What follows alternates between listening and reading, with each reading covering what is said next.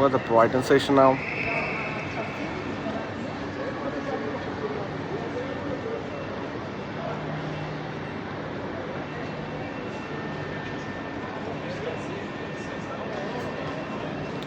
From the outside, there was like other videos had been shown. The shot has been taken from the outside of the station. So this is one of the other side of the station. But actually I would like to talk about the outside of the station. It's a magnificent Victorian building. But here also mentioned that the Brighton Station London Mainline opens in 1841. The London to Brighton Mainline, including the Italianate style station building designed by the David Mocatta, was opened on 21st September 1841. The external canopy was added later as a part wider expansion of the station property in 1882 after 40 years. So Clyton Tunnel 4041 has been shown in this pictures. If you see these boats, it's given here. I would like to talk about the outside of the station. From the outside, it's a magnificent Victorian building, but this isn't the original. Actually, means that wasn't that outside shows. That's not the original one. I think it's. I just mentioned here, like the external canopy was added later as a part of the wider expansion of the station property in 1882 and 3. So it's kind of like the station here, built in the 1840s, was a more modest affair. So it was designed by the David Mocatta and it served as the headquarters for the London and Brighton Railway. So it was expanded over the years to cope with a huge number of people flocking to Brighton, especially for seaside.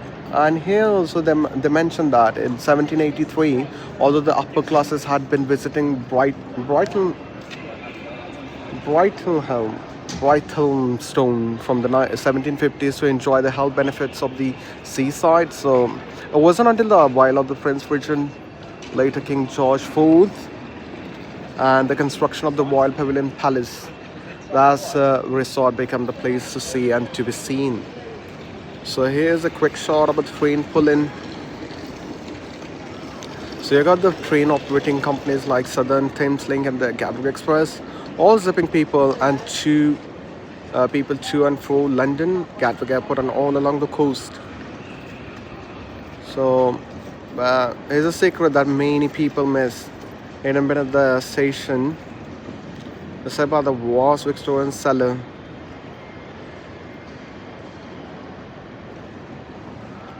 Cellars, and what's in them? The incredible Brighton Toy and Model Museum down the station. Once you take the exit from this side, you'll see the Brighton Toy Museum. On your right, down there, this road goes under the Brighton Station and working model railways, and it's a perfect way to step back in time. So whether you are a train enthusiast, a history buff, or you just want to get to the beach, Brighton Station is more than just a palace to catch a train. It's a key part of the Brighton's history and the beautiful piece of the architecture in its own right. And from here, you're only a short walk from the Royal Pavilion down there and the famous lanes, and of course the seafront. It's just 15 minutes on your feet. So everything around the city is too close on your feet side walk around the station area.